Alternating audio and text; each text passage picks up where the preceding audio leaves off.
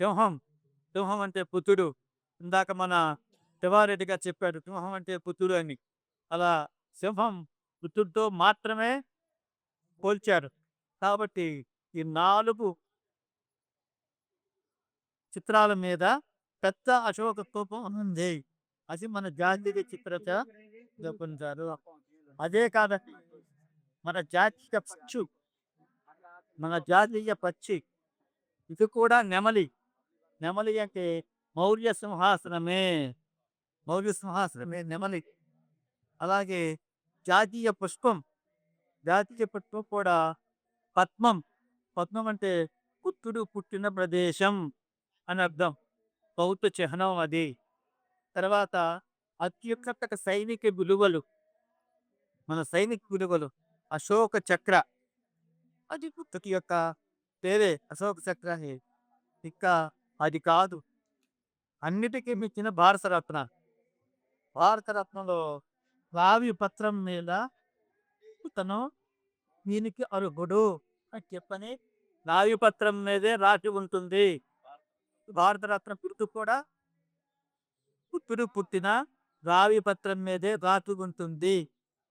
ఇవన్నీ కూడా ఆ మన కేశపాలనలో ఎన్ని విశేషాలు. విశేషం ఏమిటంటే అశోకుడు పరిపాలించినవన్నీ బుద్ధుని ఉపదేశాలే. అది అశోకుడు పరిపాలన చేసినవన్నీ కూడా బుద్ధుడు ఏమైతే చెప్పాడో అది మాత్రమే చేశాడు. వేరే వేరే మాత్రం చేయలేదు బుద్ధుడు. బుద్ధుడిలో రాజు ఎలా ఉండాలి అన్న ప్రశ్నకు ఇదిగో ఇలా ఉండాలి అంటూ బుద్ధుడు చెప్పినవే చేశాడు. వేరే రకంగా చేయలేదు.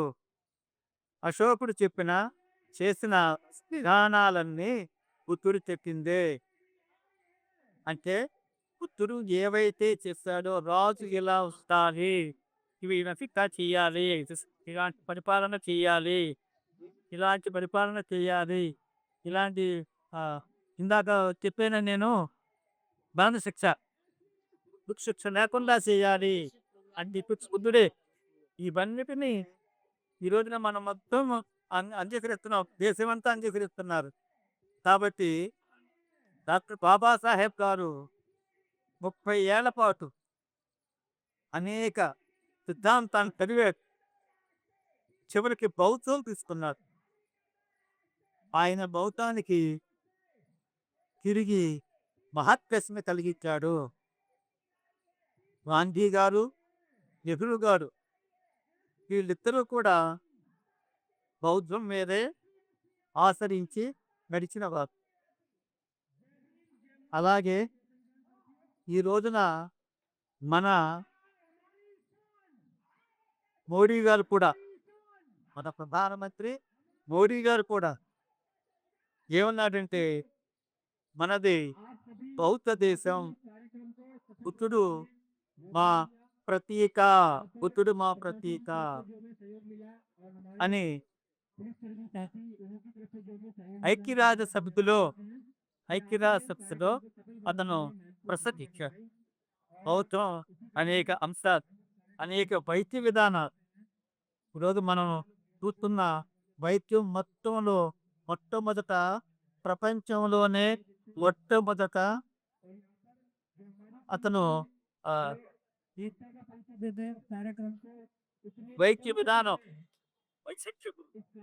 వైశజ్య గురువు అతను మాత్రమే ఈ మొట్టమొదటి ఆపరేషన్ చేశాడు. అతను అతను అతను వైద్యుడు. అలాగే శూన్యవాది సిద్ధాంతం నాగార్జునుడి.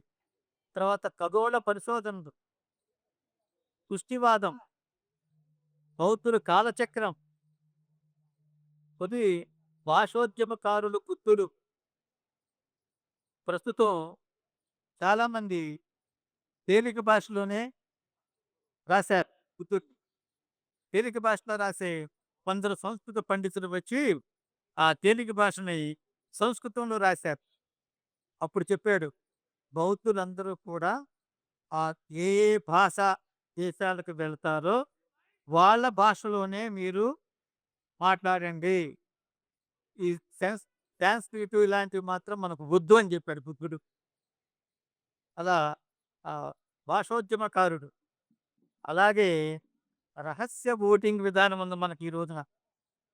ఈ రహస్య ఓటింగ్ విధానం అనేది కూడా బుద్ధుడు చెప్పిన ప్రత్యేకతే. బుద్ధుడు చెప్పిన ప్రత్యేకతే. అలాగే స్త్రీ విముక్తి ఉద్యమం. ఇవన్నీ కూడా అనేక అంశాలు బుద్ధుడిలో ఉన్నాయి. అశోకుడు చెప్పినవన్నీ బౌద్ధ నియమాలే.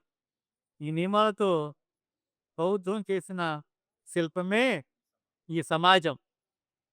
బౌద్ధం అశోకుడు నేడు మన అంబేద్కర్ మార్గంలో ధర్మాన్ని చేరుకోవాలి. బహుజన రాజ్యం రావాలి. బహుజన హితాయ, బహుజన సుఖాయ, లోకానుకంపాయ.